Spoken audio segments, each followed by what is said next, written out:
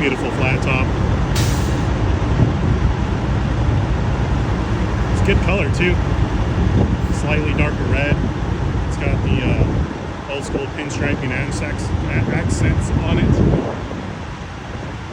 There's this 379 next to it as well. This one.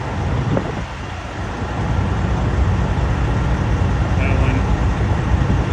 See, out here in Nebraska, running Peterbilts, they tend to hold up a little bit longer. Like this purple one that's right here. Look at that beauty. It's one good looking truck right there. Painted to match reefer. Full wrap fenders. You don't want to run meat craps when you run those fenders though.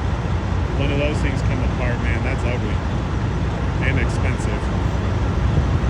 Good looking truck.